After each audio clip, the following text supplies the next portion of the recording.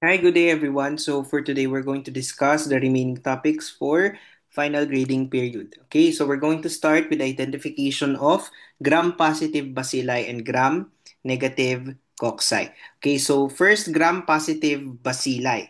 Okay, so alam natin, kapag gram-positive bacilli, they are rod-shaped. Okay, they are rod-shaped bacteria with a thick, tama ba, peptidoglycan layer that retains the crystal violet, kaya sila nag-appear as violet under the microscope. Ngayon, yung group of organisms included for Gram-Pus bacilli, sila yung Bacillus, Clostridium, Corynebacterium, and Listeria. Okay, meanwhile, for gram-negative cocci, they are spherical in shape and then they appear pink after gram staining dahil sa thin peptidoglycan layer and the presence of the outer membrane na composed of lipopolysaccharide. So example of organism included here yung Neisseria meningitidis, Neisseria gonorrhoeae. Okay, so let's start with identification of gram-positive bacilli. So among all the microorganisms, among all the gram-positive bacteria, meron tayong bacilli na rod-shaped and then they represent a diverse group that can either produce spores or they cannot produce spores. Okay, so alam nyo na yan na meron tayong spore-forming and non-spore forming. So, the identification between the two is very crucial kasi they include environmental species and major pathogens. Malalaman mo kung sino yung environmental species sa pathogenic. Okay? So, let's discuss first briefly no, sa spore forming. Meron tayong Bacillus, for example, ng species Bacillus anthracis, tsaka Clostridium botulinum. So, both of the two, yung Bacillus and Clostridium, they can survive in harsh environment, harsh conditions. Okay? So, ibig sabihin, they can cause severe diseases like anthrax kay Bacillus, botulism kay Clostridium. So, in contrast, sa kabaliktaran, okay, sa kabaliktaran, meron tayong mga non-spore forming na gram-positive like yung Listeria and Corynebacterium. Actually, they are usually part of normal flora.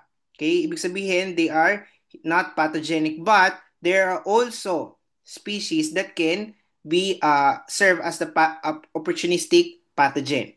Okay, so let's start with the overview. So I'm going to zoom this.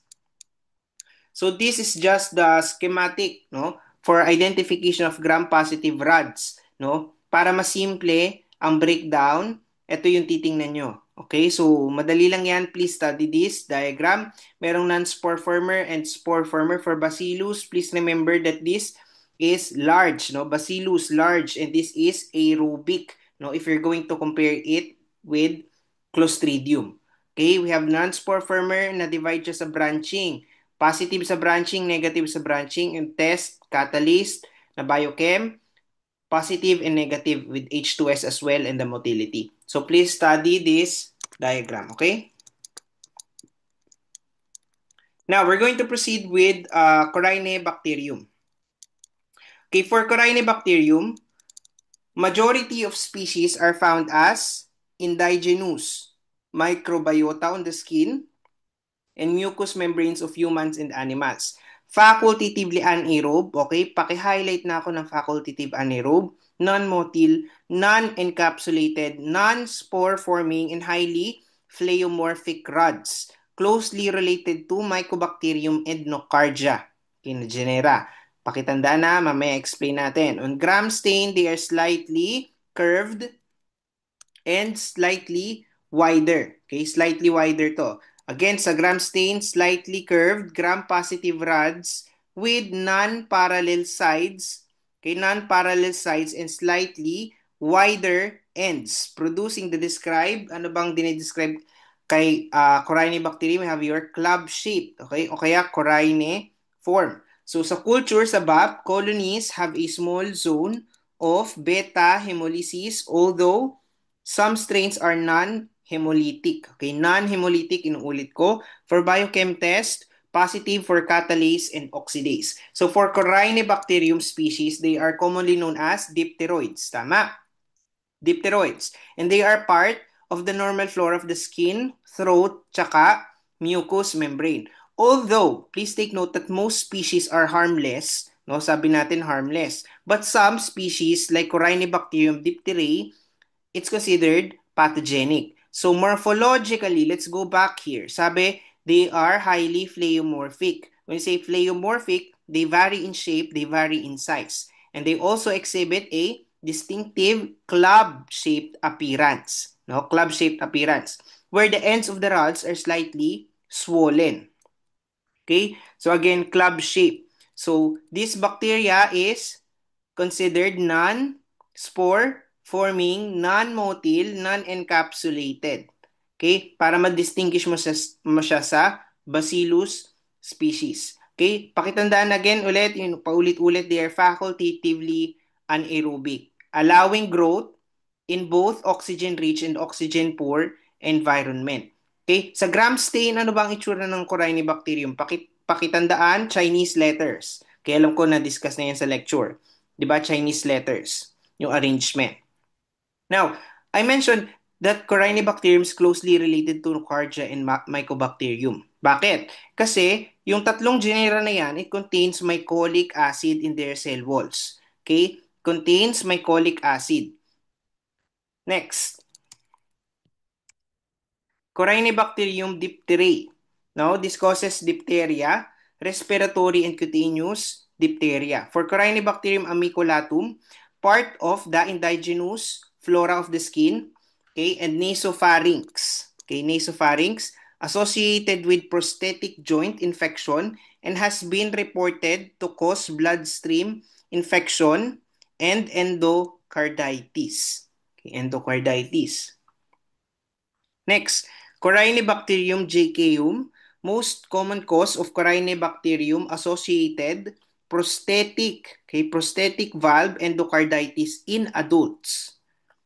Next, Corynebacterium pseudo-diphtheriticum, associated with respiratory tract infection in immunocompromised individuals or patients with underlying diseases such as COPD or diabetes mellitus. Okay, so this highlights the clinical significant species of Corynebacterium. For diphtheria, okay, this is the most considered the pathogenic species. No? Bakit? Kasi it produces diphtheria toxin. It's a powerful toxin, exotoxin, okay, exotoxin, and it inhibits protein synthesis. Okay, it inhibits protein synthesis. And this toxin na nabanggit natin, yung exotoxin na yon, it causes necrosis of the throat epithelium. Okay? It causes necrosis of the throat epithelium. For amiculatum, okay, for amiculatum, amiculatum and jejacum, okay, they are opportunistic pathogens. Frequently isolated tong dalawang to sa hospital or immunocompromised patient. Si C. amiculatum associated with infection involving prosthetic devices or catheters. Si jejacum naman, major cause ng prosthetic valve endocarditis. Okay? Next, Corynebacterium pseudo-diphtheriticum. Si pseudo-diphtheriticum, actually, nagre-resemble siya kay Corynebacterium diphtheriae. Okay? Mas close ang itsura nito ni pseudo kay si diphtheriae. Okay? Nagre-resemble almost the same. But, generally, this pseudo-diphtheriticum is not or non-toxigenic. Okay? Paki-take note, non-toxigenic to. Okay? Pero kahit non-toxigenic si pseudo, this can still cause respiratory infections, particularly again sa immunocompromised host or those with chronic lung disease, COPD or diabetes mellitus. Okay, so collectively, these species, they demonstrate Corynebacterium. So next, Corynebacterium pseudotuberculosis causes a granulomatous lymphadenitis in humans. Corynebacterium striatum, part of the human skin and the nasopharynx microbiota, associated with a device-related infection and has been reported in cases of endocarditis, septic arthritis, meningitis, and pneumonia. Corynebacterium urealyticum. Dito muna tayo sa baba. Corynebacterium urealyticum. Nitrate, okay? Nitrate negative, catalase positive, and urease positive. Within minutes after inoculation on Christensen urea slant. For Corynebacterium ulcerans, human infections are usually acquired through contact with animals or by ingestion of unpasteurized dairy, okay, dairy products. So for ulitin natin, Corynebacterium pseudotuberculosis, this is actually a veterinary pathogen, okay? Veterinary pathogen, but it can also infect human through contact with infected animals. Again, this causes your granulomatous lymphadenitis. So it's a chronic infection of the lymph nodes resembling tuberculosis. Kaya siya pseudo. So nagre-resemble lang siya ng tuberculosis. Si striatum naman, striatum, this is a commensal. Okay, commensal organism found on the skin and in the nasopharynx. But it is increasingly recognized as opportunistic pathogen pa rin, especially sa mga hospital-acquired infections. Yung mga nabanggit nating catheter and other prosthetics. For Corynebacterium ulcerans, this is a zoonotic. Okay, zoonotic species, si ulceran. Si Corynebacterium urealyticum, this is a slow-growing, pakitake note, slow-growing, tapos strongly urease positive species. Okay? It hydrolyzes urea rapidly within, sabi natin, within minutes. Okay? On Christensen's urea agar. Next, for the microscopy, sabi natin highly pleomorphic gram-positive bacillus that appears in palisade cells lie in parallel, okay, parallel rows, or as individual cells lying at sharp angles to another, okay, to another in V and L formations, okay, V and L formation. For methylene blue staining, bacterial cells exhibit a beaded, okay, beaded formation.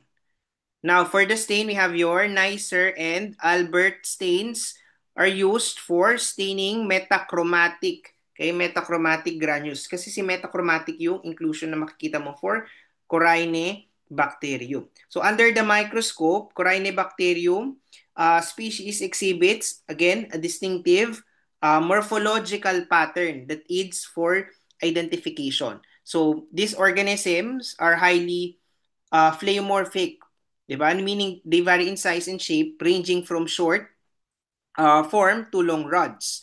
And they characteristically align in parallel rows. Okay? So meron tayong V-shape and L-shape. Okay? So when we stain with methylene blue, the bacteria display beaded appearance, reflecting the presence of the metachromatic granules. So metachromatic granules, it's also called as your Babes Ernst bodies. Okay, again, metachromatic is also called as Babes Ernst bodies. So these are your intracellular phosphate storage granules na composed of polyphosphate and hallmark siya ng C-diphthery. Now, to highlight these granules, again, gumagamit tayo ng Albert and Neisser stain. Okay? Now, for the culture, okay, for the culture media, pakisulat BAP, CAP, CTBA, Tinsdale agar, and Loeffler serum agar. For now, didiscuss natin yung lahat. For Tinsdale agar, babalikan lang natin yan sa culture media. Tinsdale. So this is composed of sheep blood, cysteine, potassium tellurite, and sodium thiosulfate. For the positive result, okay, positive result. Anong positive result? Colonies exhibit a black, okay, black or brown color surrounded by a Brown. Okay, pakisulat brown halo. Brown halo. Next, letter B, cysteine tellurite blood agar or CTBA. So this is a modification of Tinsdale agar. Positive result, exhibit a black or brown color after 48 hours of incubation. So positive black or brown colony surrounded by a brown halo. Okay, brown halo. So for Corynebacterium species, they are grown on variety of enriched media for isolation and for identification. And the most important diagnostic culture media are your Tinsdale. Okay, Tinsdale tsaka tong si CTBA. Tinsdale tsaka si cysteine tellurite blood agar. Kasi parehas silang merong, both of them contains potassium tellurite. Okay? And it serves as a selective agent inhibiting the growth of most other respiratory flora while we allow Corynebacterium species to grow. Okay, so sa Tinsdale agar, the colonies of toxigenic Corynebacterium species, particularly kay C. diphtheriae, it produces the black or brown coloration due to the tellurite reduction surrounded by a brown halo. Okay? Next, kay CTBA. Kay CTBA naman tayo, this is a modified, no? Modified and more standardized version of your Tinsdale. Okay, so commonly used this in modern clinical laboratories. So, for your reference, this is Tinsdale and cysteine tellurate blood agar. So, this is the morphology, characteristics of the CTBA and Tinsdale agar. So, kita nyo naman na brown, no? And then, please take a look at this. Colonies on Tinsdale medium or CTBA producing brown halo. So this is a schematic diagram for presumptive identification of Corynebacterium sa CTBA or Tinsdale. Okay, Tinsdale halo na workflow. So this focuses on the colonies that produce a brown halo on Tinsdale medium or cysteine tellurite blood agar. Okay, so sila yung selective again for Corynebacterium species. So please study again figure 16.4. Next, culture. Another after ng CTBA is your Paislant or Loeffler serum agar. Microscopic morphology and metachromatic granules, which is the Babes Ernst bodies. For the positive result, C. diphtheriae colonies exhibit a poached egg appearance. Poached egg. Next is Christensen-Urea's slant. Observe the urease production of C. urealyticum and other species secreting the same enzyme. Okay, so for enhanced visualization ng Corynebacterium diphtheriae, we can use Loeffler serum agar or the CPI slant. Okay, the PI slant. Okay, kasi yung medium na to, it promotes the rapid growth, okay, rapid growth and enhance the formation of metachromatic granules, allowing better microscopic identification. Sa Loeffler serum, okay, yung colonies ng C. diphtheriae, it typically show again, ang appearance niya opaque, raised centers with thinner translucent margin. Kaya nga meron din siyang poached egg appearance. Sa Christensen urea naman, this is utilized to assess the urease, okay, urease activity ng Corynebacterium urealyticum. In particular, kay C. urealyticum. Kasi nga, si C. urealyticum is strongly urease positive, producing ammonia rapidly and changing the medium's color to pink due to increased alkalinity.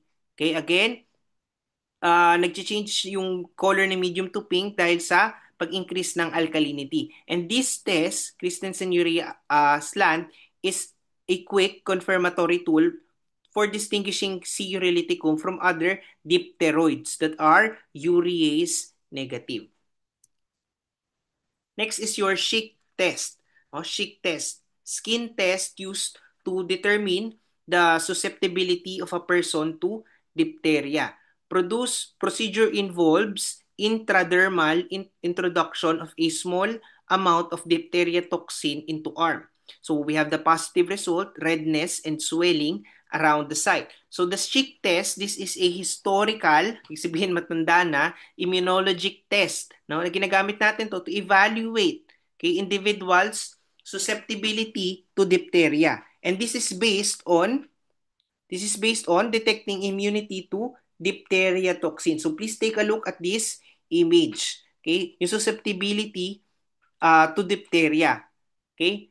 Yung immunity din to diphtheria toxin. So paano ginagawa? A small, again, amount of standardized diphtheria toxin ini-inject. Okay? Ini-inject intradermal. Okay?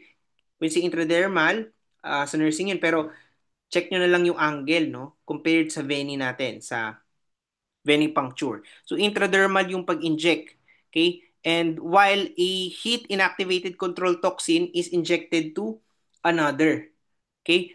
Ngayon, if the person lacks neutralizing antibodies, the injected toxin causes localized erythema, and in duration, within 24 to 48 hours, a positive Schick test indicating, ano meron? Susceptible, resistant, susceptible, syempre. Nag-indicate siya ng susceptibility. So conversely, kapag walang reaction, it indicates the presence of circulating antitoxin resistant, antitoxin antibodies, and thus merong immunity. Okay? Next, toxigenicity test. Okay, for letter A, immunodiffusion test. Okay, so we have your ELEC plate test. Okay, ELEC plate test, this is done in vitro. Okay, in vitro test. For the positive result, 4 mm to 5 mm fine white precipitin lines at a 45 degrees angle to streaks of the test organisms and control organisms is observed after 18 hours to 48 hours incubation at 35 degrees Celsius. So ito yan. Yan nasa image. And now, the ELEC plate test, this is, pakisulat, gold standard for detecting toxin produced by your C. diphtheriae in vitro. Okay, in vitro. It uses immunodiffusion technique where a filter paper is stripped, ito yan, impregnated with the diphtheria toxin, okay, with the diphtheria toxin, and this is placed across the surface of an agar plate, inoculated within the test and control strain. Now, as the organisms grow, both toxin and antitoxin diffuse through the agar. Now, if the strain is toxigenic, the interaction between toxin and antitoxin forms white precipitin. Okay, white precipitin. Approximately, ano sabi natin, 45 degrees angle to the inoculation. Now, this is the positive control, unknown, negative control. Next, toxigenicity test, letter B. We have your guinea pig lethal test, also known as your diphtheria antitoxin test. In vivo naman. Okay, in vivo si guinea pig lethal. For letter C, tissue culture test, this is used for detection of diphtheria toxin test, and this is an in vitro test. For letter D, PCR, used for detection of toxin genes. Next is your MALDI-TOF. Tama ba? MALDI-TOF, Matrix Assisted Laser Desorption Ionization Time of Light, or MALDI-TOF, utilized for the detection of the toxic strains of Corynebacterium. Now, beyond the ELEC test, okay, several methods exist to confirm toxin production or the presence of the toxin genes. Now, the guinea pig lethal test, this is again in vivo. Okay, in vivo assay. Okay, tama ba? In vivo assay. And historically, ginagamit nito to assess the virulence, pero before pa yan. Okay? And in this method, guinea pigs injected with the diphtheria toxin, and then they develop. Tapos, ang mangyayari, mapaparalyze ngayon yung guinea pig and eventually mamamatay. Okay? While those yung pre-treated with antitoxin, sila ngayon yung magsusurvive. Okay? Although reliable lang test na to, this is hindi pa rin siya pinapractice kasi nga due to ethical considerations and limited lang talaga ang use nito. Okay? Now for your tissue culture, it detects the cytopathic effects of diphtheria toxin on cell culture such as HeLa or verocells. Okay? So may encounter niyo yun sa immunology. Okay? Now, for the MALDI-TOF, okay, for the MALDI-TOF, this is a mass spectrometry offers rapid species identification. Okay, rapid identification kay MALDI-TOF. And it can distinguish toxin-producing strains of Corynebacterium based on the unique protein spectra. Okay, wait lang may bubuksan lang, medyo mainit.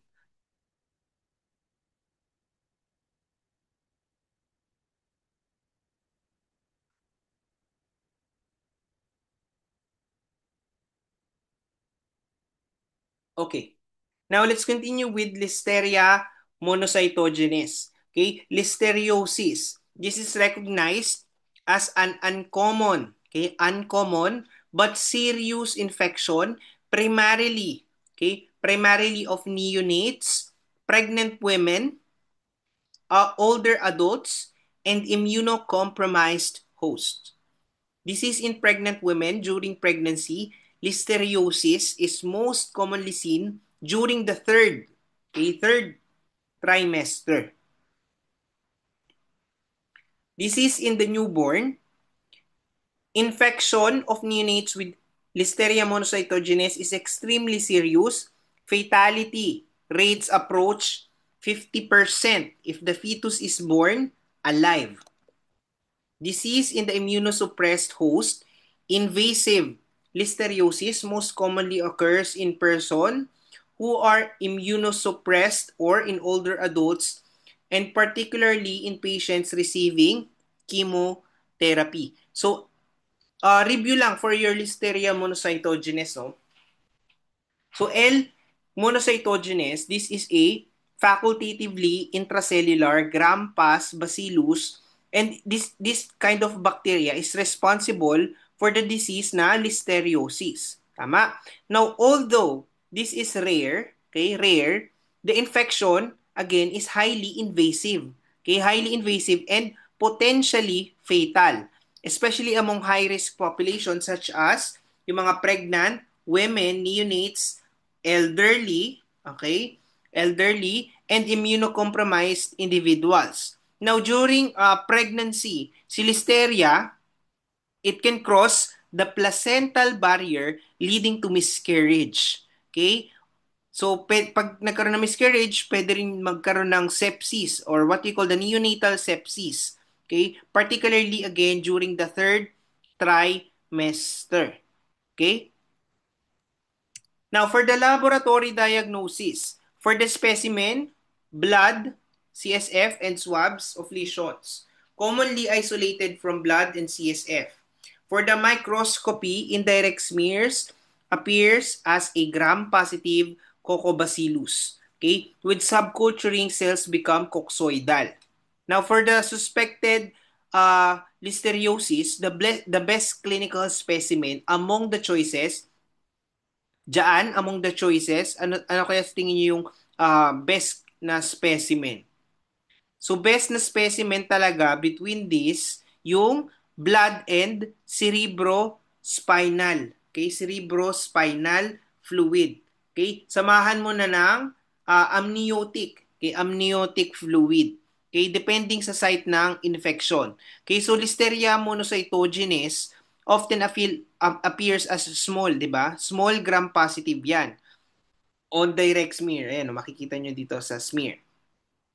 And then minsan mapagkakamalan mo kasi si Listeria as Corynebacterium or Streptococcus pneumoniae. However, upon subculture, okay, please take note, and the cells tend to become more coccoid. Okay? The ability to identify the organism accurately is critical. Okay? And misidentification of the species, okay, could delay the treatment. Next, for the motility. Okay, for the motility. Wet mount, hanging drop. Okay, hanging drop. Please highlight this. Hanging drop kasi, this is the presumptive for Listeria. Okay?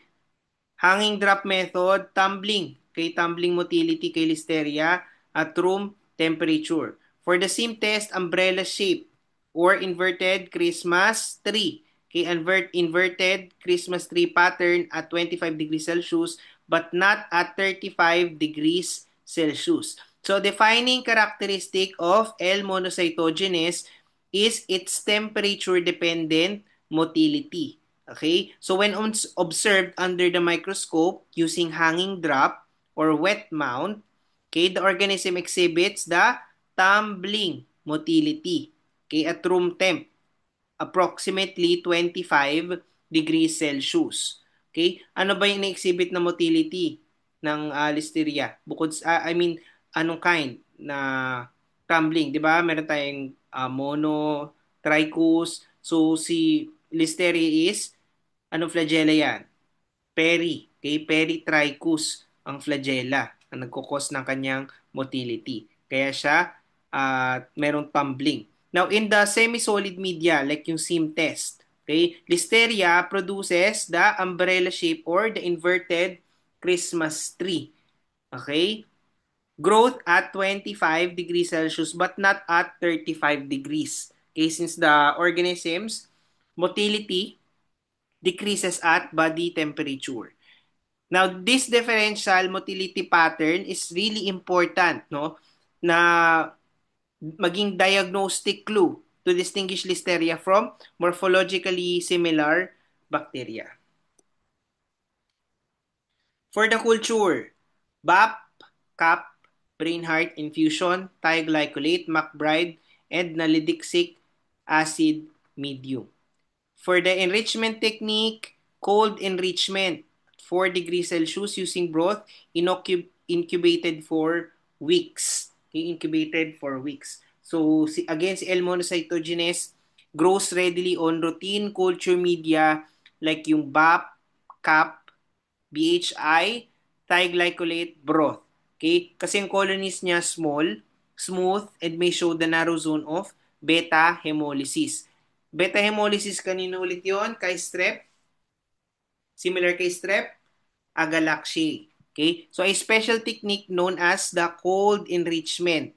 Cold enrichment, this enhances the recovery of Listeria from contaminated specimen. Okay?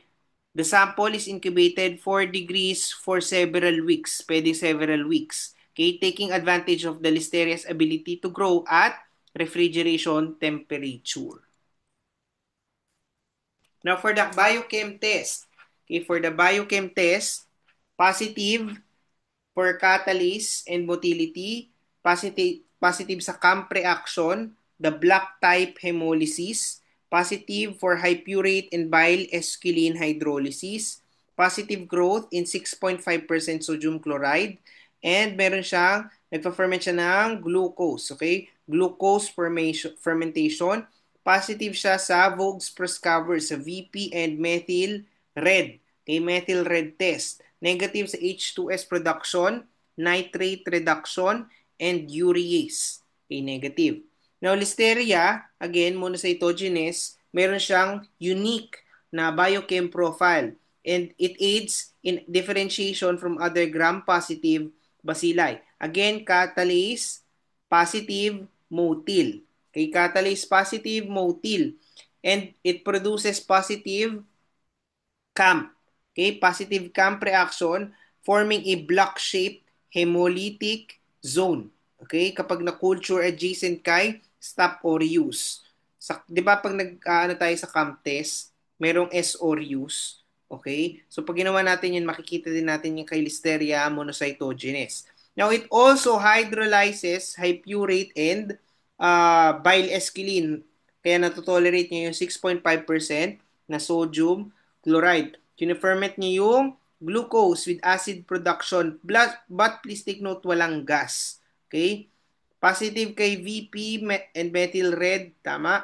And importantly, si Listeria, negative to for H2S production, nitrate reduction, urease activity. Okay, so mas ma-distinguish natin yan from Corynebacterium and Erysipelotrix. Tama ba? Now, yung biochem test na to, okay, when combined with motility and hemolytic pattern, mas mako-confirm natin yung diagnosis if Listeria monocytogenes ba yung infection sa laboratory. Now, this table, table 16.2, okay, the differentiation of Listeria monocytogenes and other gram-positive bacteria. So this table summarizes simple tests used to distinguish Listeria monocytogenes from Corynebacterium, Streptococcus agalactiae, and Enterococcus. Okay, so the columns involve the catalase, esquilin hydrolysis, motility, beta hemolysis, and the growth in 6.5% sodium chloride. Okay, so the combination of these will help you to separate it from other bacteria. Like for example, strep, na catalase negative. Okay, and other Corynebacterium. Okay, so Enterococcus, please take note here. It can also hydrolyze, okay? It can also hydrolyze esquilin and grow in 6.5% sodium chloride. So, motility and catalase, sa motility and catalase, mas makikita mong ma-separate si Listeria from Enterococci. Okay? Motility and catalase. Okay? Yan. Now, for antimicrobial susceptibility test, this sensitive aminoglycosides and penicillin, less pattern of antimicrobial resistance. Okay?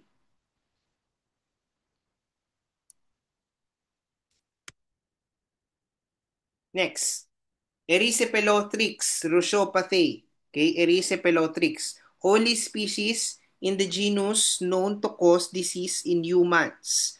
Erysipeloid produces three types of disease in humans. Okay, erysipeloid, septicemia, asepticemia, and generalized. Now, let's discuss each. Erysipeloid, a localized skin disease, most common. Septicemia, often associated with endocarditis. Generalized diffuse cutaneous infection, which is rare. So si Erysipelotrix, this is a non-spore forming. Para lang mas madaling tandaan, slender ang bacteria na to. Okay, gram-positive bacillus that is primarily zoonotic pathogen found in animals like swine, fish, and sa poultry. Human infection typically occurs through occupational exposure like yung mga fishermen, farmers who handle contaminated animal tissue or fish. Okay? The localized cutaneous form called the erysipeloid, this is the most common clinical presentation. So, erysipeloid manifest painful lesion on the finger or hands. Okay, often na pagkakamalan si erysipeloid as cellulitis, pero walang pus, walang nana. Okay?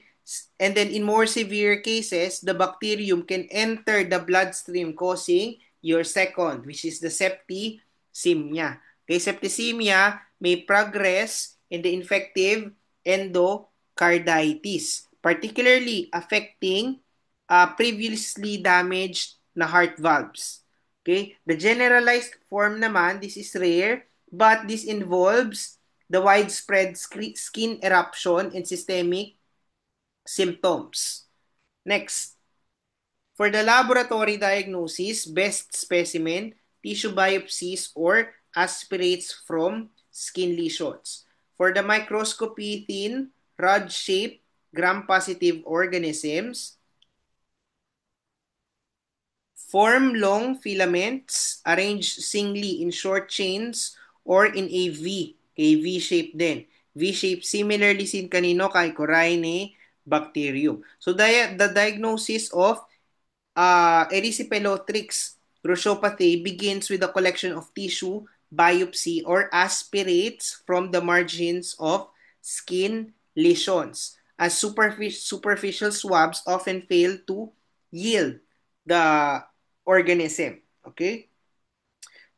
So under the microscope, si Irosopathy, again, slender, nabanggit natin kanina, slender, filamentous, gram-positive rod, sometimes forming long, intertwining filaments or short chains. Okay, so arrangement resemble kay Corynebacterium showing V, pwede ring Y formation, but si Erysipelotrix more delicate and mas mukhang thread-like no in appearance.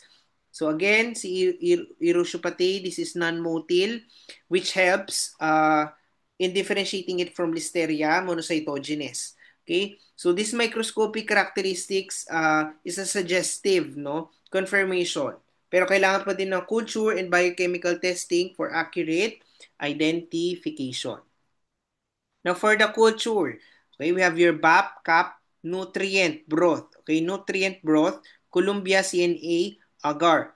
Tissue and aspirates inoculated into a nutrient broth with 1% glucose. Okay, 1% glucose and incubated in 5% CO2 at 35 degrees Celsius. Type of colonies after 48 hours of incubation. After 48 hours of incubation, large and rough colonies, small and smooth colonies. So, si Erysipelotrix grows well on blood agar plate. Okay? Blood agar, si BAP. And chocolate agar. But, si Erysipelotrix can also cultivated in, sabi natin, nutrient broth containing 1% glucose and incubated 5% carbon dioxide at 35 degrees Celsius. Now, meron dalawang distinct colony morphology. Okay? Ang pwede mag-appear, the smooth and the large and rough. Okay? So, sa smooth colonies, they are small. Please take note, sa smooth colonies, small, circular, glistening. Sa rough colonies, larger, irregular. Okay? And the smooth form is often associated with acute, okay, acute infection. Please take note. Kapag rough naman, chronic. Okay? Chronic infection.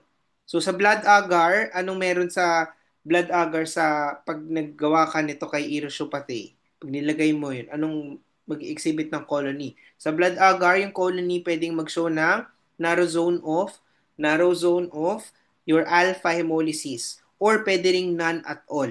Okay? Pwede ring none at all.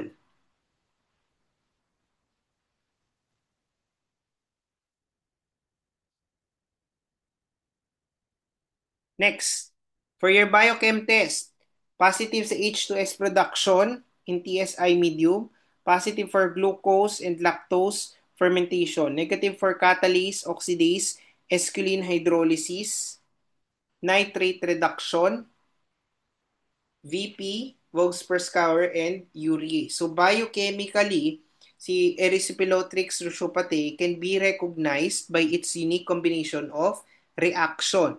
Kasi it's the only gram-positive bacillus that produces your hydrogen sulfide. Okay, hydrogen sulfide. Positive sa H2S. In triple, sugar ion or TSI agar, producing the characteristic of blackening. Okay, blackening of the butt. And the single feature of this is a major differentiating point from Listeria and Corynebacterium. So, si Rhizopathae also ferments glucose and lactose but negative for catalase and oxidase, which distinguishes it from Corynebacterium kasi si Coryne catalase positive. Okay? So on negative Other negative results naman including esquilin hydrolysis na nabanggit, okay, nitrate reduction, urease, Voges-Proskauer. It further confirms its biochemical identity. Okay? So next. So the table 16.3, characteristics of Listeria corynebacterium, Erysipelotrix, and similar bacilli. So this table lists many genera. Okay? Many genera with columns for catalase, production, motility, esquilin hydrolysis, acid from glucose, H2S, okay? Hemolysis type, nitrate reduction, and the urease production. So this is a comparative reference to differentiate these clinically important gram-positive rods. Okay? So, yung mga Corynebacterium, Listeria. So, please study this table. Okay? Next. Arcanobacterium and Truperella. Okay? Primary human pathogen of the genus Arcanobacterium, A. hemolyticum. Okay, A. hemolyticum. Truperella, Arcanobacterium. Pakisulat Arcanobacterium, pyogenes, and Truperella. Arcanobacterium bernardii can also cause infections in humans. For the microscopy, gram-positive rods with faintly staining reaction. Faintly, maputla. Faintly staining reaction. For culture back, smooth to rough colony appearance, grayish white. Okay, grayish white with narrow zone of beta hemolysis. Okay, exhibit pitting. Okay, pitting of agar with black opaque dots under each colony. Now, for the biochem test, okay, ito yung sinasabi natin, no? For the biochem test, positive for lipase, lecithinase, and reverse camp, negative for catalase. Okay? Negative for catalase. Now, for this, Arcanobacterium hemolyticum na nabanggit, si A. hemolyticum, this is a facultatively anaerobic na gram-pass bacillus. It can cause pharyngitis, skin infection, okay, and less commonly systemic diseases. Okay? And it primarily affects adolescents and young adults, often mimicking anong kind of strep? We have your strep pyogenes. Okay? Kasi siya nagkukos ng throat infection. So, again, sa microscopically, si Arcanobacterium, okay, slender, faintly staining rods. Sometimes, pwede siyang mag-show ng branching or irregular forms. Next. We have your Gardnerella vaginalis. So this is a short, pleomorphic gram-positive rod or Coccobacillus that often stains gram-variable or gram-negative. Associated with bacterial vaginosis, can also play a role in UTIs in men and women, rarely been isolated from other clinical sources such as blood cultures or wounds. So Gardnerella vaginalis, this is a facultatively anaerobic organism that occupies a unique taxonomic position. No, it stains gram variable or gram negative despite being structurally gram positive due to its thin peptidoglycan layer. Now, the principal organism associated with the bacterial vaginosis is a condition characterized by the imbalance of the vaginal microbiota. Kasi sa bacterial vaginosis, no, yung mga normal lactobacillus species, they maintain an acidic environment that are replaced by Gardnerella and other anaerobes, leading to increased pH, discharge, and a distinctive fishy odor. Okay, pakisulat fishy odor due to amine production. Okay, although primarily linked to bacterial vaginosis, G. vaginalis can occasionally cause UTI, okay, urinary tract infection, okay, in both men and women. Next, laboratory diagnosis. For microscopy, observed of clue cells, no? Kapag nakita mong clue cells, press the buzzer agad, no? Gardnerella vaginalis. Large squamous epithelial cells with gram-positive and gram-negative variable bacilli and cocobacilli clustered on the edge. The reference method. Nugent scoring system for gram-stained vaginal smear is more accurate means of diagnosing bacterial vaginosis than culture. Now, the diagnosis of the bacterial vaginosis relies primarily on the microscopic examination rather than culture. Please take note, okay?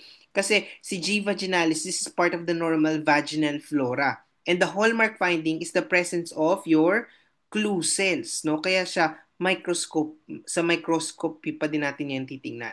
Okay? So, yung clue cells, these are your large vaginal epithelial cells densely coated with variable gram-negative bacilli, giving the borders or fuzzy appearance under the microscope. Okay? So, may table tayo dito. Okay, 16.4. The Nugent scoring system for gram-stained vaginal smear. And this table shows the scoring system which quantifies the gram stain to aid the diagnostic of bacterial vaginosis. So merong three morphotype yung na-group. Okay? And i-score. Lactobacillus morphotypes. Ayan. Lactobacillus morphotypes ng Gardnerella and Bacteroides. Mobiluncus morphotypes. Okay? Now, each group is assigned points by quantity. Okay, we have 4 plus, 3 plus, 2 plus, 1 plus, and 0. And scores are summed. 0 to 3 is equal to normal. Okay, pakitake note. Ayan naman pala, 0 to 3 normal. 4 to 6 intermediate. 7 to 10 is presumptive for bacterial vaginosis. Okay? So, kailangan skilled pa din yung pag-check mo sa microscope, yung pag-interpret mo sa microscope. Kasi pwede mag-mix yung flora and the technical staining variability can affect the scoring. Next.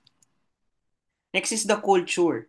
Now, for the culture, medium of choice, your human blood, bilayer twin or the HBT agar, and this grows best in 5% okay, to 7% carbon dioxide at temperature of 35 degrees to 37. Okay, pakitake note, 37 degrees Celsius. For BAP, okay, for blood agar, pinpoint non-hemolytic colonies. Okay, for BAP, again, pinpoint non-hemolytic colonies. Also grows in CAP. Okay, pakisulat CAP.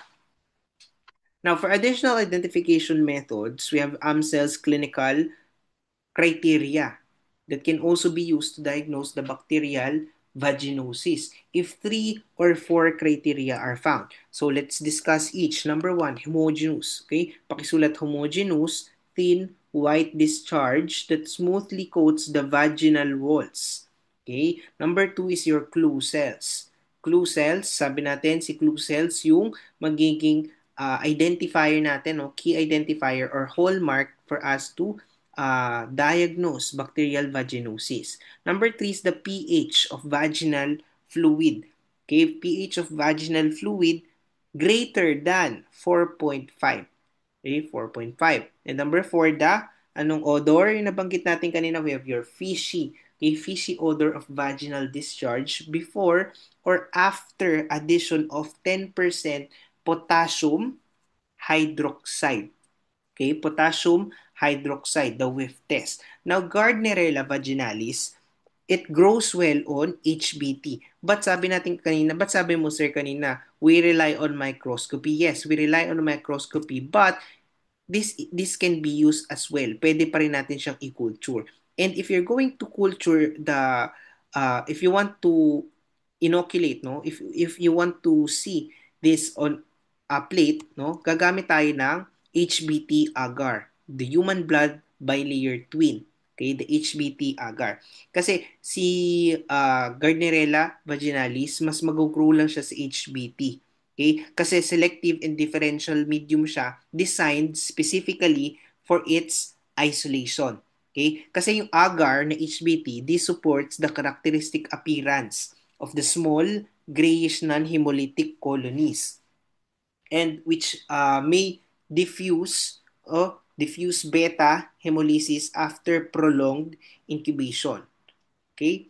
So in clinical setting, ginagamit natin itong cells criteria, okay, for non-culture diagnostic method for bacterial vaginosis. Now, if 3 or 4 criteria are met, okay, if 3 or 4, again, if 3 or 4 criteria are met, then bacterial vaginosis is already diagnosed. Pwede na natin i-diagnose. Again, if 3 or 4 over 4. Okay, kasi 4 lang yan. Okay? Next. Now we're going to talk about your nocardia. Okay, nocardia, this is aerobic, branched, beaded, gram-positive bacilli. Most isolated species, we have your Nocardia brasiliensis, Nocardia syria georgica, Nocardia farcinica, Nocardia abscessus complex, and Nocardia nova. Now, this causes pulmonary infections. Okay, pulmonary infections, most common manifestation of infection is a confluent bronchopneumonia. Okay, this is a chronic but may be acute or relapsing. Kasi relapsing, paulit-ulit bumabalik. Okay, another can be cutaneous infections. For cutaneous infection, this occurs after inoculation of the organism into the skin or subcutaneous tissues. For N. brasiliensis is the most frequent cause of this form of nocardiosis. Okay? So nocardia species are aerobic, no? Nare-recall ba nocardia? This is aerobic, filamentous, weakly gram-positive bacilli and exhibits beaded, okay? Beaded branching morphology. Okay? Ano yung nire-resemble ni nocardia sa microscope? If you're going to take a look of nocardia, pwede mo siyang mapagkamalang fungi. Okay? Pwede mo siyang mapagkamalang fungi. Anong fungi? Specifically yung hyphae. Okay? Yung hyphae ng fungi. And they are particularly acid-fast due to the presence of mycolic acid in their cell wall. Ano yung tinuro ko sa inyong acronym for acid-fast? I hope naaalala pa. No? We have your no milk. Okay, Nocardia Mycobacterium isospora. Okay, ano yung L? Legionella mcdadi ba yon? Basta no milk. Okay, so that's the mnemonic used for acid-fast microorganism. Okay, so next.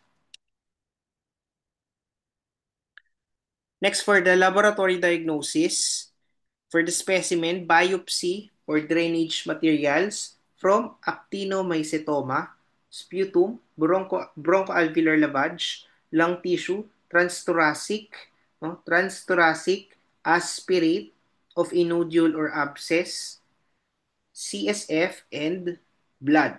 For the microscopy, gram-positive, beaded, branching filaments. For culture media, BAP, CAP, BHI, TMA, TMA, Steyer Martina, SDA, Middlebrook, Potato Dextrose Agar, LJ, Litmus Milk, okay, Litmus Milk, Tap Water Agar. Grow well on most common non-selective laboratory media incubated at temperatures between 22 degrees and 37 degrees Celsius. Although 3 to 6 days or more may pass before growth is seen. So diagnosis of nocardia infection, this relies on proper specimen collection from infected tissues or exudates.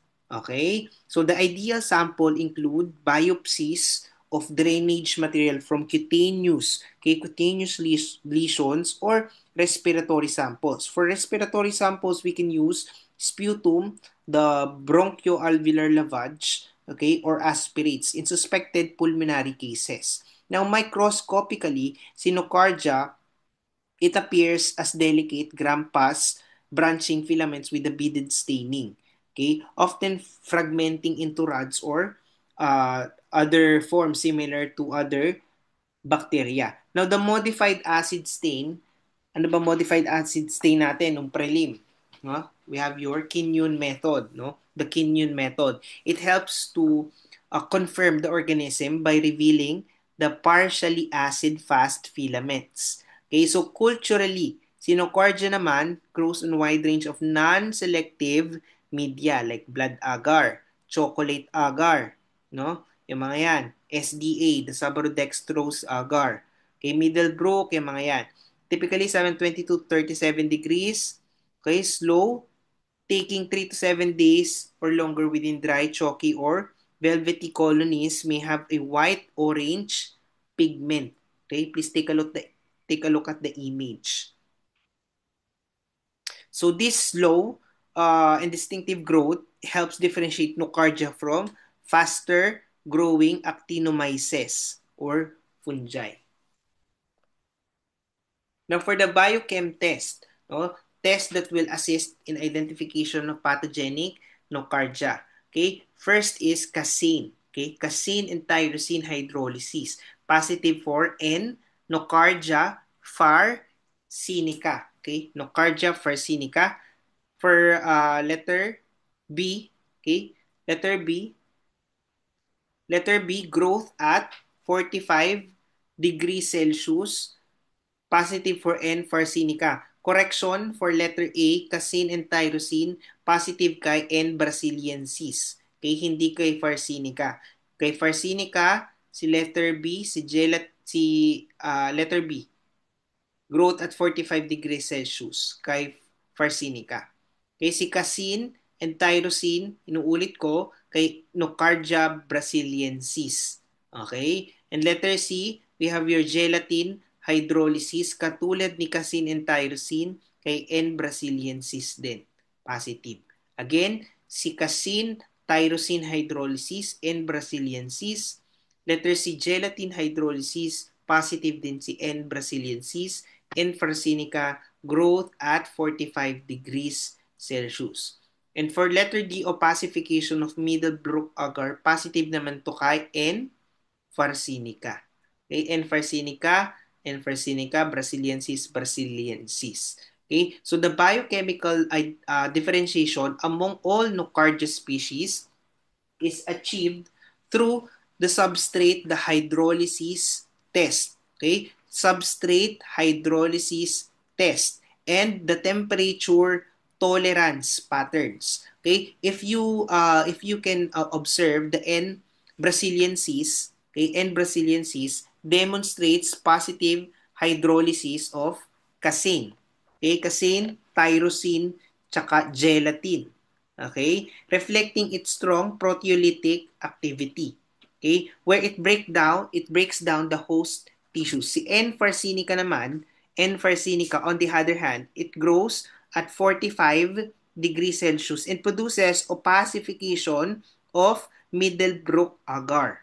Okay? Features that distinguish it from other species and correlate it with capacity to cause systemic infection. While these biochemical tests or biochemical reactions assist in preliminary identification, modern laboratories often confirms species using molecular methods like 16S rRNA gene sequencing or yung MALDI-TOF na nabanggit natin kanina, MALDI-TOF mass spectrometry. Okay? So next. Now, this table 16.5, gram stain morphology, colony appearance, and grouping of aerobic actinomycetes. Okay? Now, for this table, this describes the genera of aerobic. Okay? Aerobic. Inuulit ko, yung Actinomadura, ayan, yung mga Actinomadura, Gordonia, Mycobacterium, Nocardia.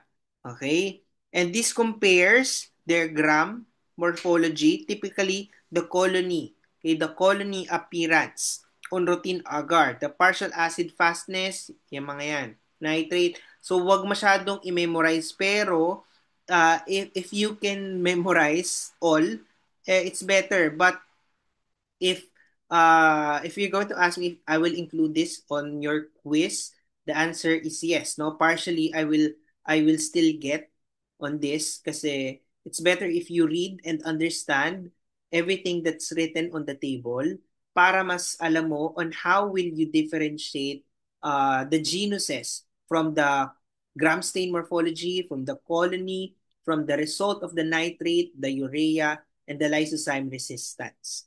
Okay? So next, let's go to Bacillus. Okay, Bacillus. Now, this is a spore forming. Can we agree that this genera is spore forming, right? Aerobic or facultatively anaerobic. No? Rod-shaped bacteria isolated in soil. No? Motile in Peritrichus flagella except Bacillus anthracis and Bacillus mycoides can survive extreme environmental conditions kasi meron silang what we call endospores. Okay, endospores. So, under the microscope, they are large. Anong shape? Bacillus BB. Okay, boxcar. Tama? Boxcar shape. Tama? Kay Bacillus gram-positive rods with clear, unstained central spore or empty space. For the biochem test, positive for catalase and Voges-Proskauer, some species may exhibit glucose fermentation. Okay, please highlight some, not all. Okay, the genus Bacillus comprises aerobic, no, aerobic or facultatively anaerobic, spore-forming gram-positive rods, widely distributed si Bacillus, no, in soil and the environment. And the ability to form highly resistant endospores, no? Endospores allows them to survive extreme heat, extreme desiccation, extreme disinfectant, making them important, no? Industrially and clinically. Now, under the microscope, no, si Bacillus boxcar ang shape, ang appearance with unstained central spores, giving the cell a clear space. Kaya nga sabi natin dito, empty space. Except kay anthracis and mycoides, no, sa motility. Please take note niyan. Except si anthracis and mycoides. No? Biochemically, catalase positive, no? Catalase positive, and usually they are VP positive, indicating the ability to produce acetoin from during glucose metabolism. Next.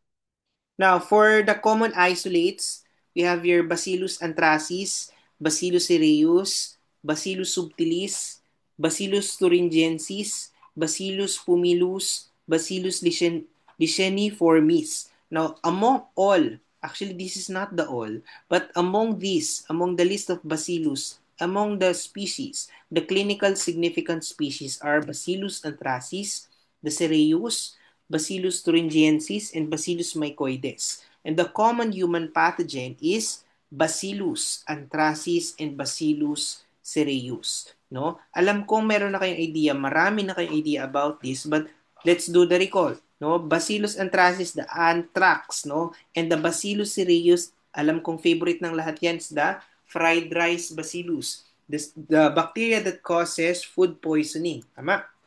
Now, let's discuss the Bacillus anthracis. No? Bacillus anthracis, this is non-motile. Ibig sabihin, alam nyo na yan, hindi kayang gumalaw. No? Wala silang flagella, wala silang locomotor. And halophilic. No? Halophilic organism that can withstand 7% sodium chloride. No? This is considered potential biological weapon of mass destruction. A mass destruction grows in a low pH, less than 6.0. Environment produces lecithinase and ferments glucose. Exhibit string of pearl appearance. Excuse me. When penicillin is added. Inom lang water. Wait lang.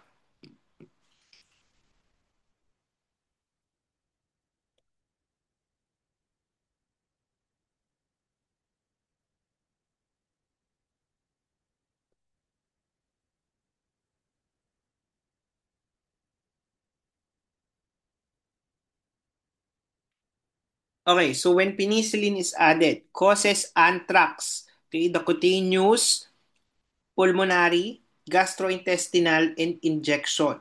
For microscopy, gram-positive, large, encapsulated, and square-ended rod. Has bamboo fishing rod appearance with unstained central spore. Ano ba yung pumipiyok na ako? Unstained central spore. For culture, BAP. Okay, for BAP, medusa head. Medusa head colonies with swirling projections and non-hemolytic exhibit beaten egg white. Okay, beaten egg white appearance when inoculating loop is useful to pull up the colonies. So, Bacillus anthracis, this is A, again, non-motile, encapsulated, spore-forming gram-pass, highly resilient in environment due to its durable endospores. No, it can tolerate high salt concentration, no, and acidic conditions, making it capable of surviving in harsh soil environments for decades. No, kaya niya mabuhay. So microscopically, large boxcar shape ang itsura nito, no? And resembling to bamboo fishing rod. And the spores are centrally located and unstained, while the capsule composed of your polydiglutamic acid. Okay, so blood agar, si B. anthracis, non-hemolytic with a distinctive medusad appearance. Okay, so anthrax yung kinokos ng Bacillus anthracis. It causes anthrax. And which manifests as cutaneous inhalation, pedipulmonary, gastrointestinal, or injectional form. Now, since it's considered na weapon of mass destruction, it's a potential bioterrorism agent because of the ease of spore production and the high lethality in aerolized form. Next. For the specimen, malignant pustule. Okay, malignant pustule, sputum, stool, CSF, and blood. Processing sample should only be done in BSC with provision of BSL-3, weaponized anthrax, and high-res disinfection of workstation. Testing is only conducted in reference laboratories. For the CDC recommendation, collect 2 separate swabs, one for culture and one for molecular assay, PCR. Swabs should be pre-moistened with sterile saline. For local without access with clinical lab facility, sample should be transported at 2 degrees Celsius to 8 degrees Celsius, while negative 70, okay, negative 70 degrees Celsius is best storage condition if for molecular assay. Now, because of high pathogenicity of Bacillus anthracis, laboratory diagnosis must be performed under BSL-3, no? BSL-3. BSL-3 containment para ma-prevent yung accidental exposure. Now, the clinical specimens vary. Okay, yung mga yan, nagva-vary yan according to the disease form. Kasi nga meron tayong cutaneous anthrax. Kapag cutaneous anthrax, it yields material from the malignant pustule. While si inhalation and gastrointestinal form, it requires your sputum. Okay, sputum. Sputum, pwede ring stool, kasi GI, and blood sample. No, microscopy and culture are performed in the BSC cabinets using the strict aseptic and disinfection protocol. So next, Now, for the microscopy, presence of large boxcar-shaped gram-positive bacilli with unstained central spore in any specimen are considered significant and presumptive. Spore stains, malachite green, and Macfadyen stain, capsule stains, India ink, okay, blood or CSF specimen. CDC demonstration of B anthracis in immunohistochem staining using both B anthracis, cell wall, and capsule monoclonal antibodies. So the observation microscopically displays a vital role in the presumptive diagnosis. No? Presumptive diagnosis of the anthrax. Now, as you can see at the image, no, take a look the characteristics of Bacillus. Okay, so the presence of this boxcar-shaped gram-pus rods with unstained central spores in the clinical specimen is considered significant and presumptive for Bacillus anthracis, no? Especially if correlated with compatible clinical features. Now, specific staining method. No? Sa staining method, nabanggit natin si malachite green. Si malachite green, role niya is hina-highlight niya yung endospores. Okay, hina-highlight. Si Madfidien stain, ang role niya, dinedemonstrate niya yung capsule as pink or purplish. Okay, pink or purplish layer around the bacillus when stained from the blood or CSF sample. Si EDA can also be used to visualize the capsule as a uh, clear halo against a dark background. Okay, clear halo against dark background.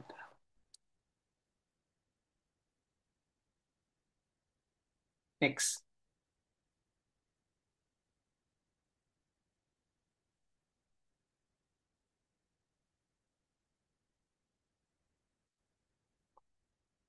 Now, for the culture, gold standard natin, cultivation, all, or culturing. For the culture media, CAP, okay, CAP, sorry, typo, BAP, CAP, BAP, egg yolk, agar, the EA, PEA, phenylethyl, polymyxin lysozyme, EDTA, thallus acetate or PLET, okay, bicarbonate agar, and nutrient broth. Enrichment and selective technique, application of heat or alcohol shock technique before plating. Okay, before plating. Gelatin medium, inverted pine tree. Okay, inverted pine tree appearance of Bacillus anthracis. Cultures can be incubated with increased carbon dioxide that will stimulate the capsule formation. And culturing, no, remains still the gold standard for confirming Bacillus anthracis infection, as this allows direct observation of characteristics ng colony morphology and the growth patterns. Now, the selective enrichment media like yung PLET, no, polymyxin lysozyme and thallus acetate, no, this suppresses the growth of contaminants while favoring the Bacillus anthracis to grow. And the heat or alcohol shock technique, this eliminates your non-spore formers, ensuring that only resistant bacillus spores germinate and form colonies. Now, sa egg yolk agar na nabanggit natin, sa EA, P. anthracis demonstrates, ano sabi natin, lecithinase. No? Lecithinase activity.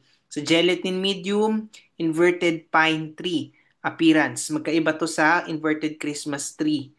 Okay, iba yon. Inverted pine tree kay Bacillus. Okay? So, 5 to 10% carbon dioxide para ma-enhance yung capsule production kasi ano yun, virulence factor associated with the pathogenicity of the organism.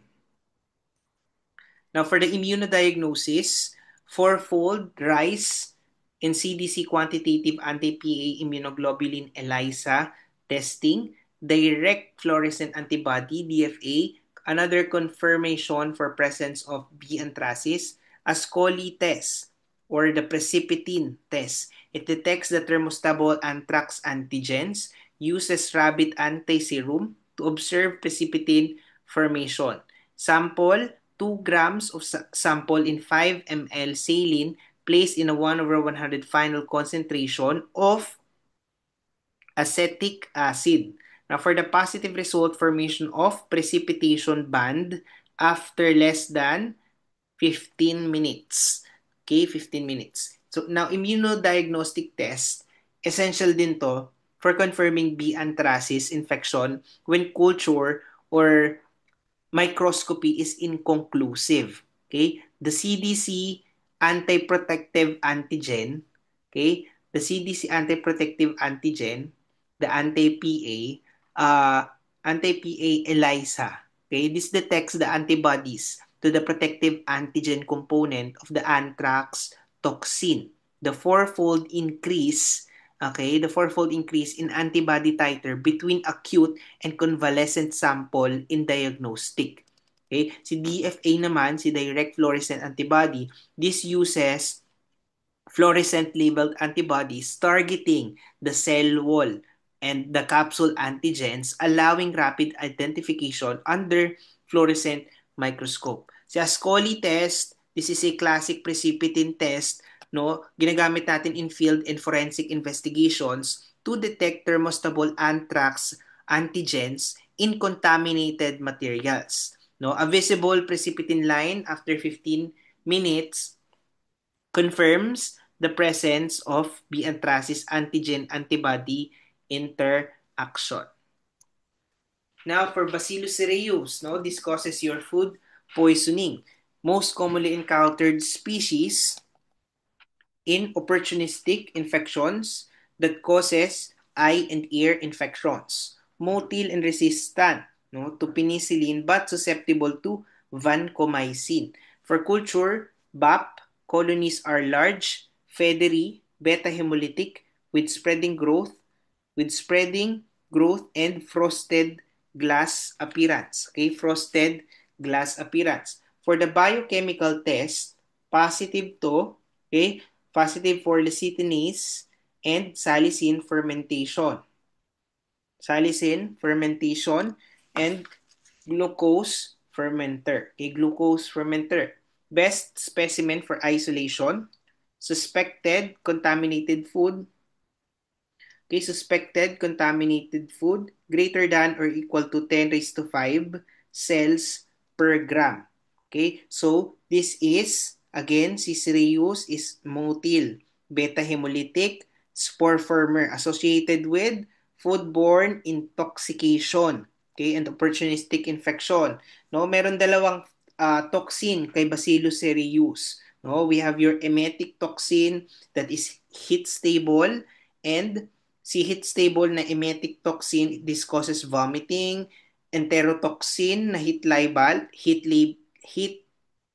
labile, okay, heat labile, and si enterotoxin na heat labile, this causes your diarrhea. Again, emetic toxin, siya yung heat stable. Okay? And then you have your enterotoxin na heat labile, siya yung nagkukos ng diarrhea. Okay? Now sa laboratory, Bacillus cereus, this is easily recognized on blood agar plate by its large spreading na frosted glass colonies with beta hemolysis, no, contrasting with non-hemolytic Bacillus anthracis. No, the organism produces lecithinase on egg yolk agar and ferments glucose and salicin. Now, its resistance to penicillin and vancomycin susceptibility help to differentiate it from other Bacillus species.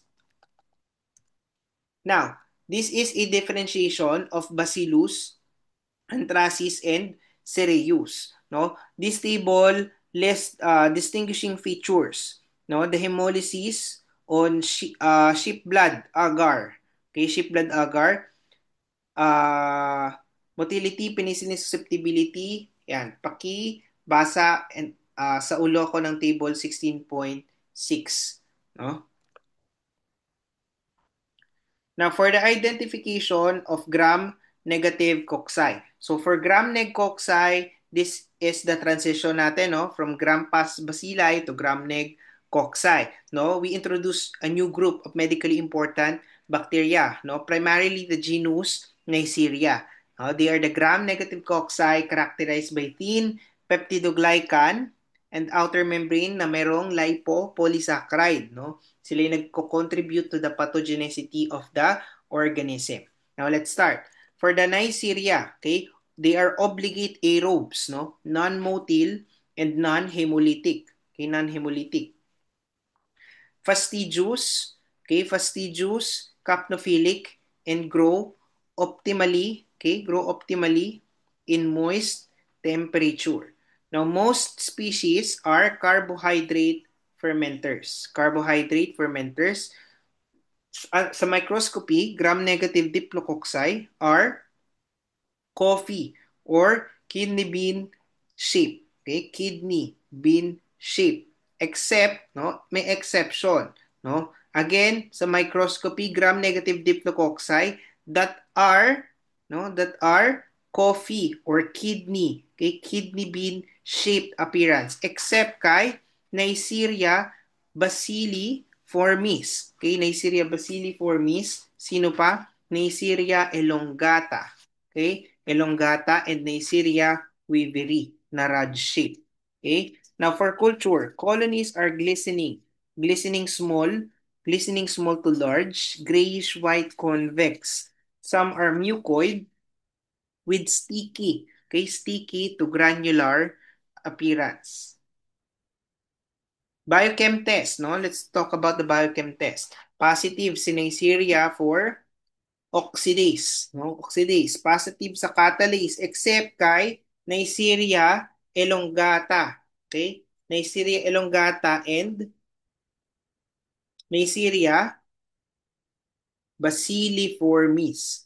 Okay, bacilliformis. Now for the human pathogen, no, the clinically significant pathogenic Neisseria are your Neisseria gonorrhoeae and Neisseria meningitidis.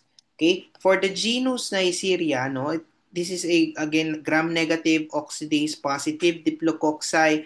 Typically, this inhabit the mucosal surfaces. No, they are fastigious organism requiring enriched media like chocolate, agar, and increased carbon dioxide for optimal growth. No? So under the microscopy, pathogenic species like Neisseria gonorrhea and meningitidis exhibit the distinctive kidney bean shape, no, diplococci, often located inside the nucleus. Okay? So si non-pathogenic naman species, they are part of the normal flora, whereas the two primary human pathogen, the Neisseria gonorrhea or the gonococcus, and the Neisseria meningitidis, the meningococcus. And these causes serious infection like gonorrhea and meningococcal meningitis respectively. Okay, so now let's talk about your first, Neisseria gonorrhea. So this is the leading cause of STD or sexually transmitted diseases. Now this can be transmitted by infected mother to a newborn during childbirth. Okay, during childbirth pwede. Now, this is a glucose fermenter. Okay, glucose fermenter. Now, related infections and diseases. First, gonorrhea, purulent urethritis, and cervicitis. Okay, pharyngitis. Now, under pharyngitis is your anorectal infections or rectal gonorrhea. Okay, ophthalmia neonatorum, purulent arthritis, epididymitis, and pelvic inflammatory disease. Okay, si Neisseria gonorrhea or also known as gonococcus, this is a strictly human pathogen responsible for the STD infection na gonorrhea. So this infects the mucosal surfaces, no, lined with the columnar epithelium, such as the urethra, cervix, rectum, pharynx. And the organism adheres to epithelial cells using the pili, okay, or the fimbriae, and the outer membrane proteins, evading the immunity of the host through antigenic variation. Okay, sa mga lalaki, sa male, this typically causes the purulent urethritis. Okay, while sa female, it may lead to cervicitis, pelvic inflammatory diseases, the PID, or pwede ring infertility. Okay? Si neonates naman, it can acquire through ophthalmia, okay, pakisulat ophthalmia neonatorum. Okay, ophthalmia neonatorum during childbirth leading to severe conjunctivitis. Okay, so disseminated infection may result in septic arthritis or bacteremia. Okay? So please take note, si Neisseria gonorrhoeae ferments glucose only. Okay? Again, si Neisseria gonorrhoeae ferments glucose only, distinguishing it from biochemically from Neisseria meningitidis. Now, for the laboratory diagnosis, for specimen pus secretions from urethra, cervix, prostate, rectal mucosa, pharynx, and joint fluid. Specimens from urethra and endocervix are preferred. Okay? Microscopy diagnosis. Diagnostic presence of intracellular gram-negative diplococci, coffee or kidney bean shape. Smears from gram staining is best prepared from urogenital specimens. Okay, so the diagnosis of gonorrhea begins with microscopic examinations of the clinical specimen. So first mag-gram stain ka. Okay, the gram stain, tapos yung gram stain smear na nagawa mo, okay, yung gram stain na ginawa mo ng urethral exudate, magpapakita ngayon yan under the microscope ng intracellular gram-negative diplococci. No? Within neutrophils is highly diagnostic in symptomatic male. However, please take note, due to the presence of commensal na Neisseria species, no, microscopy is considered less reliable in females. Okay, sa mga babae in females. Now, specimen must be collected and transported promptly kasi si Neisseria gonorrhea na bacteria is fragile. Okay, fragile, sensitive to drying and temperature fluctuations. Now, the most appropriate specimen is urethral. Okay, urethral for men, okay, and endocervical kapag babae. Okay? Next. For culture, let's talk about the culture. For the culture media for gonorrhea, we can use CAP, no? TMA, CAP chocolate, Thayer Martin agar, your MTM, modified Thayer Martin, no? Naka-modify lang kay Thayer Martin. The New York City, the GC-LEC, no? Lahat yan naaral natin during midterms, no? And then, for this, direct inoculation at bedside is optimal. Neisseria gonorrhea does not grow on BAP. Okay, please take note. Prompt incubation of plates at 35 to 37 degrees Celsius for 72 hours in atmosphere of increased CO2. Okay, increased CO2. Now, for biochem test for confirmation based on its growth and biochemical characteristic. Now, for letter A, na biochem test, we have your carbohydrate utilization test or the cysteine trypticase agar or the CTA test.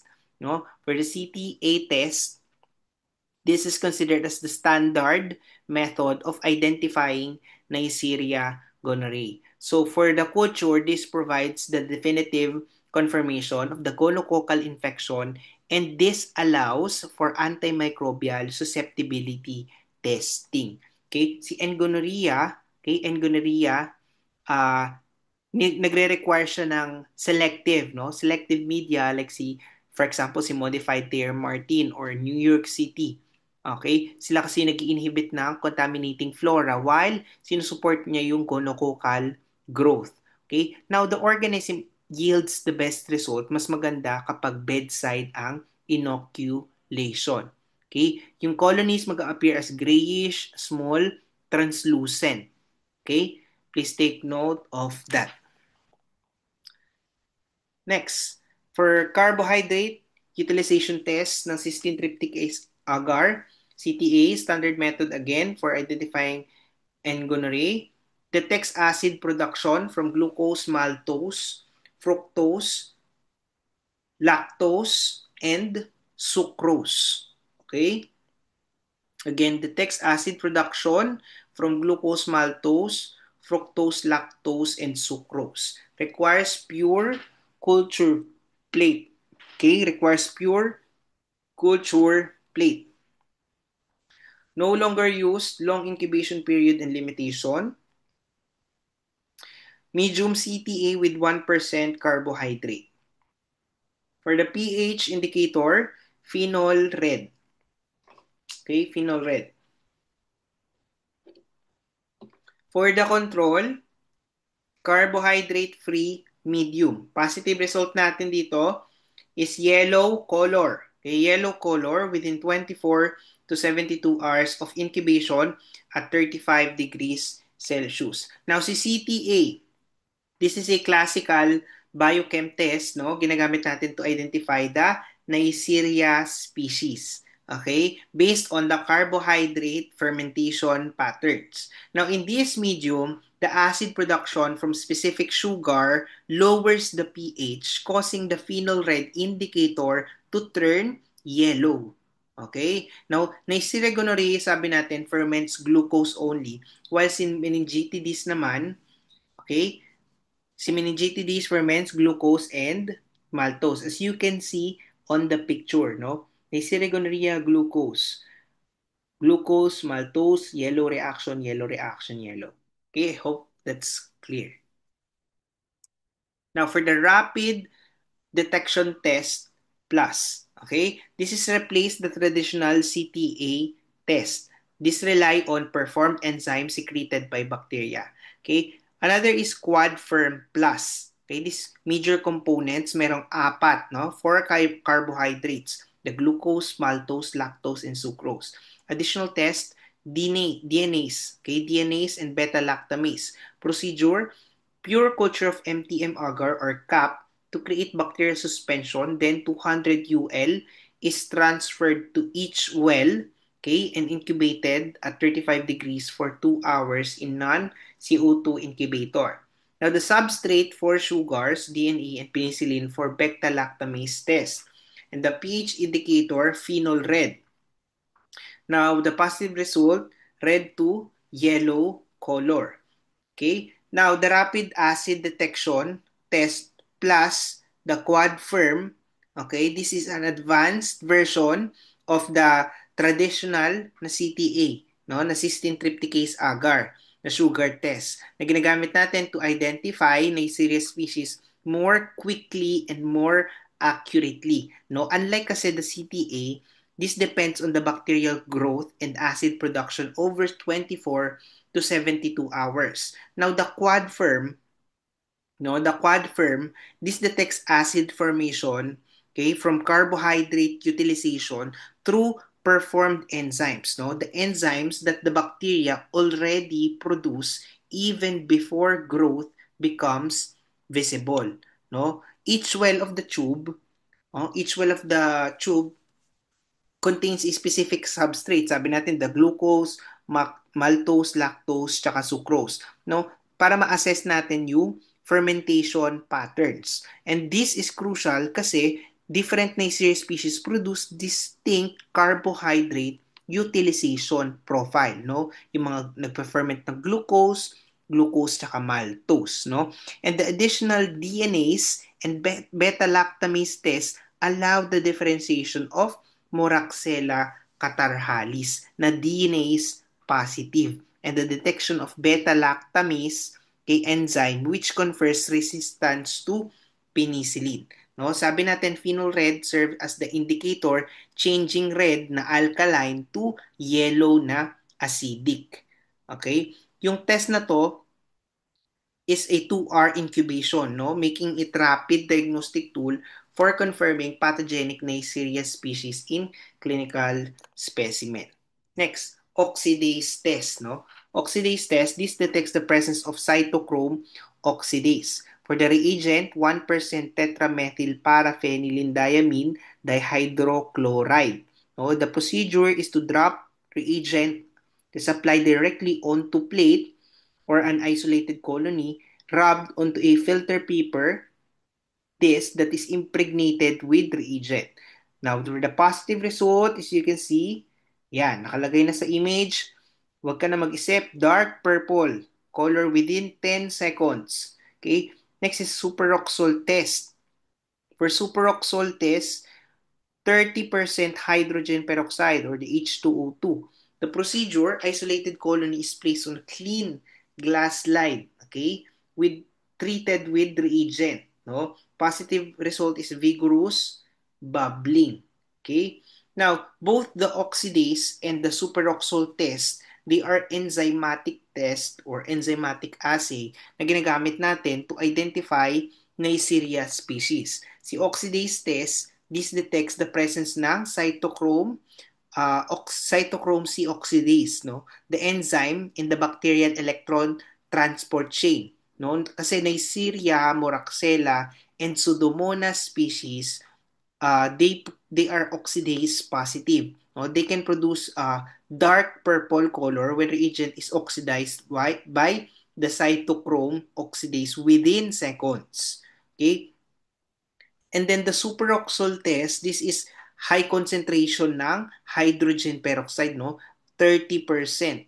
Now, to detect the catalase enzyme, which breaks down the hydrogen peroxide into water and oxygen. The vigorous bubbling that you can see in the picture, no? The vigorous bubbling.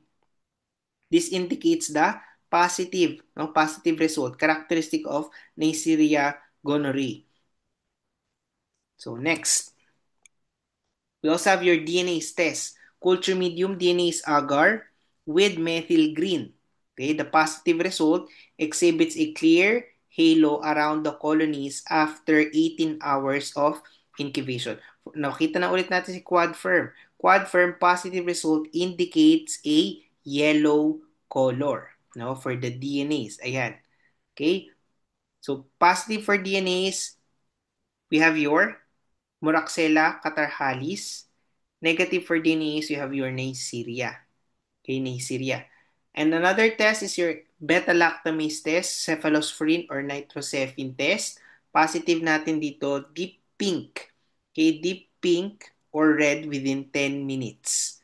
Okay? Now, the DNase test, this detects the bacterial production, no, ng deoxyribonuclease, no, yung DNase na enzyme na nagbe-break down into DNA into smaller fragments. Now, the medium contains DNA bound to methyl green, which gives a green color. Okay? Now, when DNA is produced, the DNA is degraded, releasing methyl green and forming a clear halo around the colonies after incubation. No, the test is it's a key differentiator kasi Moraxella catarrhalis is DNA is positive, okay, while Neisseria species DNA is negative. Okay, sa QuadFirm, DNA's activity is represented by a yellow color change as you can see sa picture. Okay, sa beta-lactamase naman, this determines if the isolate produce the beta-lactamase, the enzyme that inactivates the beta-lactam antibiotics like your penicillin. Okay? Next, the chromogenic substrate. No, this detects atypical strains of Neisseria with differentiated results in the carbohydrate utilization test. The colonies used should only be isolated from selective media like Thayer Martin. Identifies bacterial enzymes that hydrolyzes colorless substrate to colored end product. Now, the disadvantage, misidentification of non-pathogenic species as N. gonorrhoeae or N. meningitidis. Now, for the chromogenic substrate, this utilizes the enzyme-specific color reaction to identify Neisseria species more precisely, especially mga atypical or slow-growing strains that give inconsistent results in carbohydrate utilization test. Now, paano yung nag-work, sir? So, it works by introducing colorless substrate that are cleaved, okay, by species-specific bacterial enzymes forming colored compounds. Now, for example, beta-galactosidase. Okay, beta-galactosidase, gamma-glutamyl aminopeptidase or polyaminopeptidase na activity, it leads to specific color changes. Now, the test is performed on colonies from selective media like yung Thayer-Martin to ensure purity and also to prevent interference from other bacteria. No, nabanggit sa disadvantages yung misidentification, no? Kasi uh, it can produce similar enzyme reactions causing false positive identification ng gonorrhea or Neisseria meningitidis.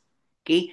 Pero yung chromogenic test, no, should be interpreted with caution and used with conjunction with confirmatory or other biochemical methods. Next, multi-test, no? Conventional chromogenic enzyme test. This utilizes enzyme substrates coupled with the principles of the biochemical test multi-test. Identifies colonies from both selective and non-selective culture media. Advantage, detects M. catarrhalis and Haemophilus species aside from Neisseria. Example, your API. I hope you're familiar with API. The NH, Microscan, HNEAD panel, Vitec, and BBL Crystal. Now, the multi-test system, this is also called your conventional chromogenic enzyme. This combines multiple biochemical enzyme-based assay into one compact panel for rapid species-level identification for Neisseria, Haemophilus, and Moraxella. Now, yung mga system na nabanggit, yung API, NH, Microscan, they use colorimetric or fluorimetric substrate that can detect bacterial enzymatic reactions like kunyari sugar fermentation, alam makikita no, amino acid decarboxylation or esterase activity. So each test ng mga yan well represents a different biochem reaction, no, may mga pattern. And an advantage of this multi-test panel is the broad detection range. They can identify Neisseria, uh, the species simultaneously from both selective and non-selective. Kunyari, selective kay Thayer-Martin, di ba? And the non-selective, kunyari sa CAP media. They offer standardized, reproducible results, reducing the need for multiple separate manual tests. Okay? So another table, table 17.3, selected culture based test methods for identification of Neisseria and related species. Okay, so this summarizes the method types, manufacturers, principle, and comments for tests used to identify Neisseria and related fastidious organism. No? May mga methods dyan, pakibasa, pakiaral ako ng mga yan.